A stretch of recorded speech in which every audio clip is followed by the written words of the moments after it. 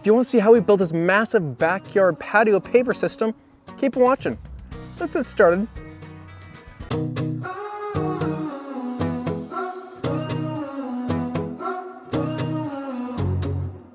We've removed our grass, excavated the soil, added our crushed rock and our sand. Now it's time to start laying out our pavers. The first step, of course, is making sure the layout of our pavers starts off in the correct fashion, and that's where my laser level comes into play again. I want the dead center of this beautiful log cabin to line up perfectly with the center of our patio. I place a screw right where the laser lines up with the center of our house and work off of a 3-4-5 method. The principle is simple with this method because all we're trying to do is make a triangle, one side being 5, 3, and 4 feet. Now, if you want to make a larger triangle, which will give you a more accurate measurement, which is what we're doing, we're actually working with a 12-foot section and a 16-foot section, and if I can do a cross-dimensional measurement, that should be our 20-foot mark. The first mark that I placed against the house is our 16-foot mark. The green tag off our string line is 12 feet off of the house, and if I do a cross-dimensional measurement to that line, it should line up to 20 feet long.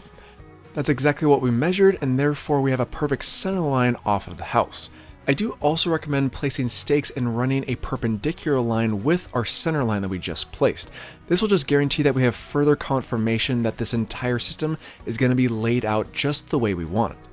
Plus, on our project, we have two smaller patio sections that coincide nicely with our very large patio area in the very center, and the string line is 8 feet off of the house on both sides. To guarantee and triple check to make sure that this thing is perfectly square, I brought in the Big L. The Big L is just made up of a 4x8 piece of sheathing that I had laying around, and I'm able to utilize two factory edges to guarantee that this is perfectly square. Or at least as square as we're going to get on this project. But now, it's time for pavers. For this patio project, we're going with Mutual Materials, and this is a really beautiful style, and they have multiple options to choose from. Plus, they're manufactured locally here in the Pacific Northwest, and this specific style is called Columbia Slate. It comes in 3 different sizes. It has 8x16, 16x16, and 16x24, which gives us numerous options when it comes to patterns. So, we have the material, let's get it installed. My Big L is also very handy when it comes to laying out those first pieces of pavers because I can prop it right up against a flat surface of the house and then work off of the other edge. By placing our first paver up against the house but also against our Big L, I can have a nice cohesive 90-degree angle and then work off of that. As I place the pavers into the sand, I do use a hard rubber mallet to make sure they're fully solidified into the correct position, but also make sure they're fully solidified into the sand. With a patio of this size, it is very difficult to work around the area without actually stepping into the sand, which is why you see so many footprints. But on your project, try and avoid as many footprints as possible, and that will make the leveling process even easier. As I'm tamping these pavers down to position, the real key items is 1, making sure that they're at least very close to the same height as the ones adjacent to it, and 2, making sure that those corners line up perfectly with each other. If they're not perfect or very close to perfect, then this whole arrangement can go sideways on you very quickly, so just make sure you're doing your due diligence and confirming and guaranteeing that those pavers are as close together as possible. One of the main items that gets in the way of these pavers not fitting perfectly is the sand, of course, because the sand actually bunches up in between the seams as you squeeze them together. To avoid this, I actually try and push away some of the sand away from the groove, and therefore it's a lot easier for that new paver to be laid right up against it without having any of the sand get bunched up. Once you hit it with a rubber mallet, that sand evens out perfectly and you can move on to the next one. The extremely nice thing about the sizes of these pavers is that there's so many patterns to choose from. You can do a standard running bod pattern, there's a mustard K pattern that you can follow, and of course custom patterns based upon these specific paver sizes. Mutual Materials calls out this pattern as their pattern 1 option because it's so popular because of the variance that's placed in it. But because there's so much variance in it, it is definitely more difficult to install this pattern than a normal running bod pattern. Just keep that in mind. Once I had my first continuous row of pavers installed in the dead center, I then recheck my line to guarantee that that line lines up with the seam at the very end to the very front of our patio. If you do go with a more complicated pattern style, I do highly suggest having a printout to guarantee that this pattern stays consistent all the way across your patio, because the last thing you want is to place just one paver in the wrong position and all of a sudden it screws up the remaining pattern all the way across the patio. These are concrete-based pavers, and they not only come in different sizes, but they also come in different colors and textures, which gives you so much variance to choose from. But because they are concrete, there is a considerable amount of weight to these pavers. The small ones are 18 pounds, the medium-sized ones are 36 pounds, and the big boys are 60 pounds. Keep that in mind on your project and make sure you know you can handle that weight prior to installing, or make sure you at least have a helping hand. With these pavers being made of concrete, they are extremely strong, however, they still can break. However, the breaks are extremely rare for this entire install, and I think I only had approximately 3 or 5 pieces that broke on me like that while pounding it. Maybe just be slightly more gentle when applying your love taps. What's slightly more common are chipped edges. I'd say I had at least one chipped edge for every 20 pavers, which is actually quite a good ratio in my perspective, but you can still utilize these pavers. Just be strategic on where you place them and know where you're going to cut off material in the end. Speaking of cutting, you are most likely going to come across an area where you're going to have an awkward cut. This grounding rod was in an awkward location, but with a circular saw and a segmented rimmed diamond blade makes quick work of any concrete or masonry brick. All you have to do is set the depth so you're not going too deep, and then just make continuous cuts until it's nice and clean. As you fit it into place, just make sure that those impingements are not actually affecting the alignment of the paver. But other than that, we can move on to the next one, and the next one, and the next one, and so on and so forth. There are quite a bit of pavers on this project, and this took me days to do by myself, but it really was an extremely rewarding process because this entire area completely transformed in just a matter of days. Now, I may have installed every single one of these bricks myself, however, I did get a huge helping hand from the sponsor of this week's video, Mutual Materials. They were so extremely helpful throughout this entire process, trying to make sure that we had the proper material on hand, as well as make sure that the aesthetic of these pavers would match and complement this beautiful home. The best part about it is that these pavers are made here in the United States, and whether you're looking for a backyard paver system, a retaining wall, outdoor fire pits, thin brick veneers, and so forth, they have copious of options to choose from. Please check it out, and I'll make sure and leave a link in the description box below. Now that I have the front portion of our entire patio system fully set, I can then work my way on the back side. Now, I did plan to do this after I had the entire front area installed, because if there are any areas that needs to be cut and fit properly, I could always cut them and position them against the house, because that house edge is going to be covered up eventually. As I make my way to the staircase, I try and install as many pavers as possible without any cuts. I try and leave all the cutting until the very end, and that way we can cohesively install as many pavers as possible without any cuts, and then once we have to get to the cutting, then the real fun begins. With large generic straight cuts, you can really get away with using the segmented diamond blade on the circular saw, which makes it quick and easy. Just make sure you're wearing a respirator because it does get very dusty and you don't want this stuff in your lungs.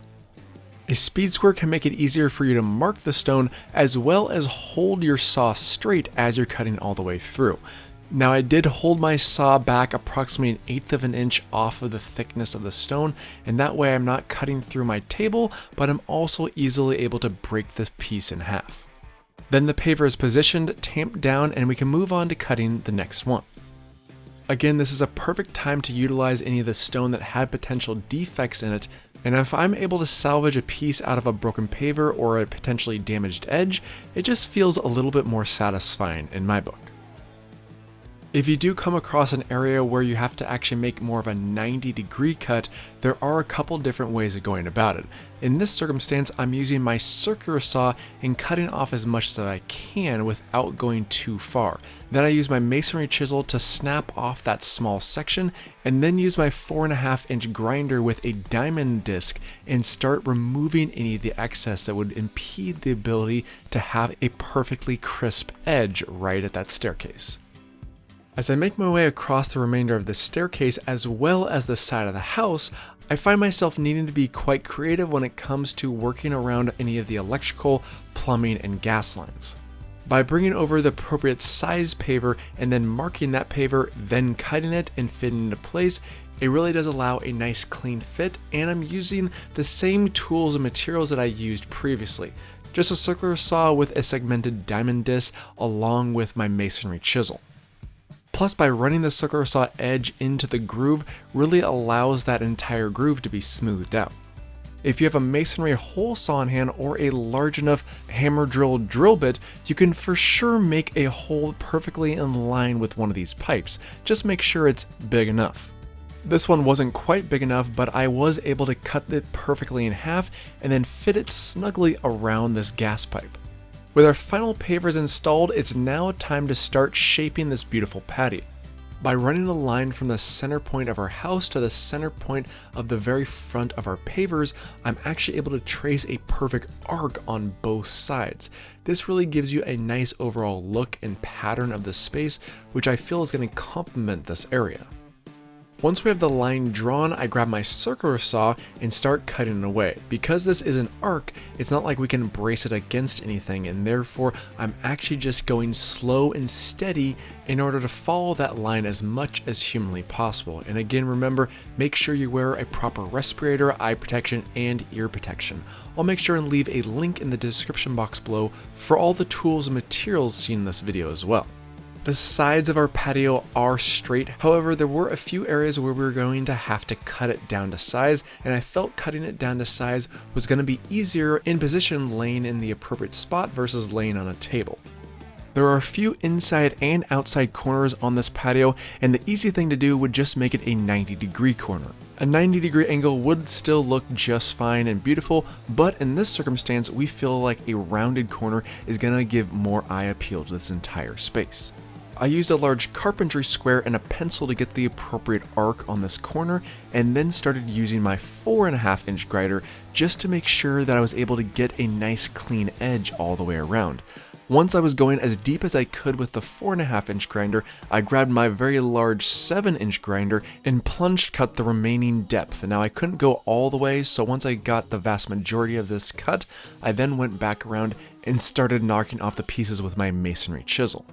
These outside corners were actually quite easy to cut to the appropriate size. However, the inside corners were actually more difficult to cut correctly because I had to actually angle my blade in a different direction. The blade here is actually angled towards me, and that's because I wanted to make sure I had a continuously crisp line.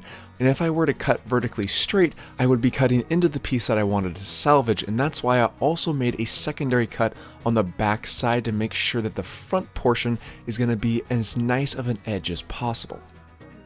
Once I have all my inside and outside edges cut, it's time for a border. This patio is absolutely gorgeous. However, we wanted to take it to the next level with a border all the way around. This is Dominion Slate by Mutual Materials, and we're going to be installing this all the way around and then applying our snap edging behind it to make sure that this entire system is solidified and there's no way that this thing's going to move over time. Let's get it installed. The pavers that we're using for the border are approximately 6 by 8 inches, and the nice thing about this collection as well is that there's multiple sizes and colors to choose from. I decided to lay out all the pavers along the border of our patio, which not only helps to improve the installation process, but also confirms the fact that you actually have enough pavers to do the border. Because we know the very center of our patio means that I'm going to start the installation process at that point. Also keep in mind that these pavers are slightly thicker than the pavers that we installed previously, which means that you might have to do a little bit of adjustment with the sand below.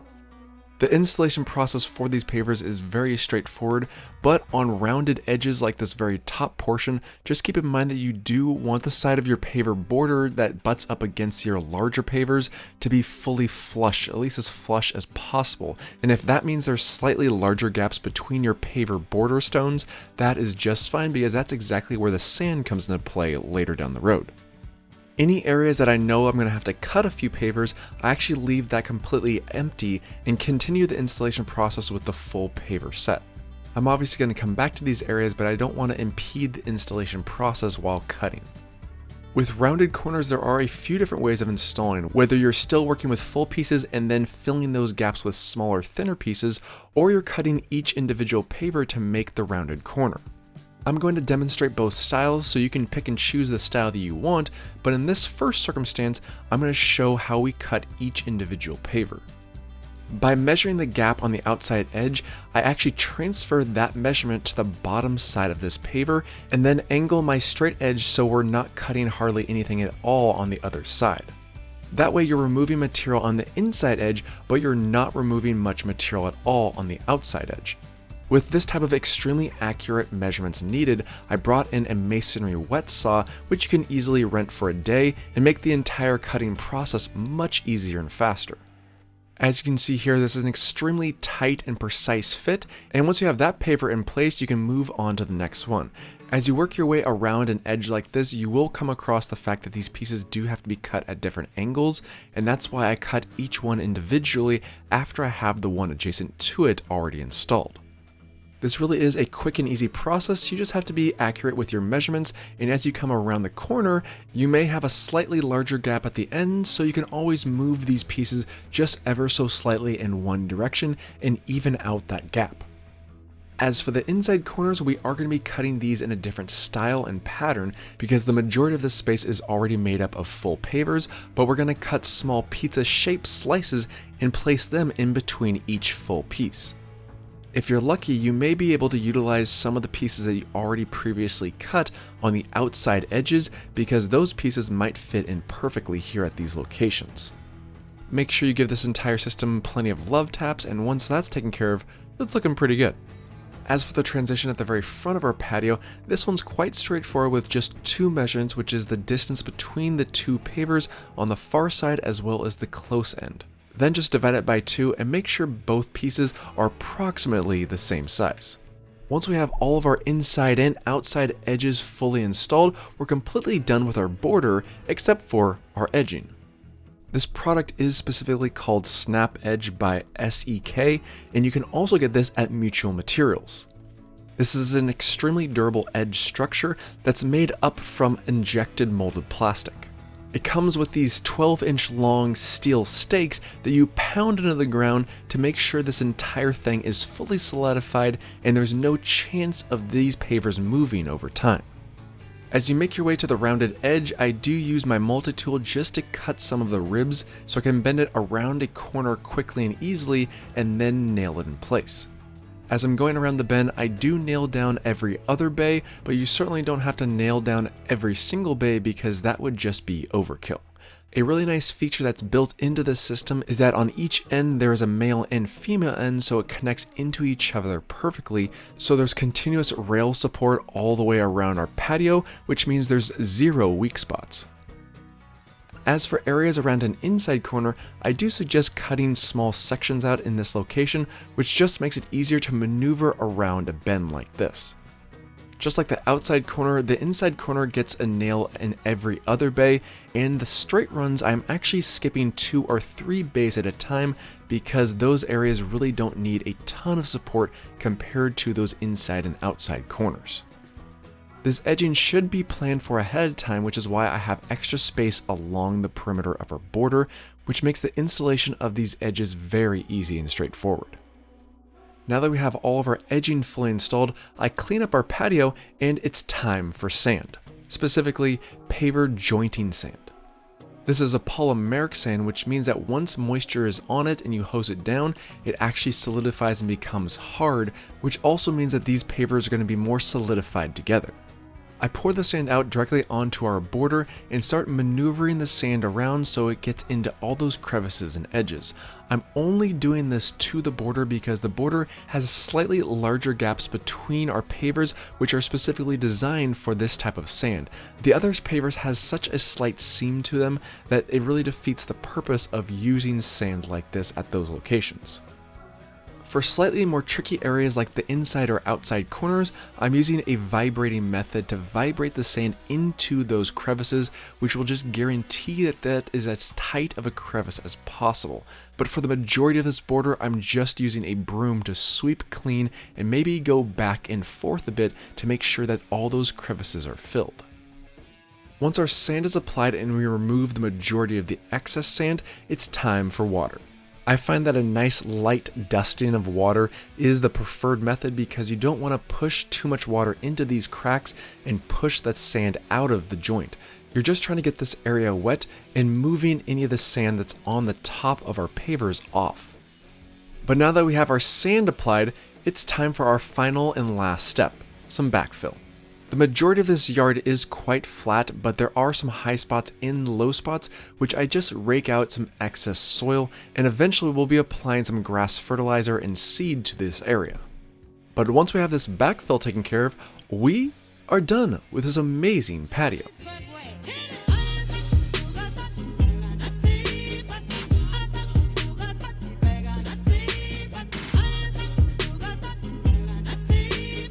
I truly love how this entire project turned out.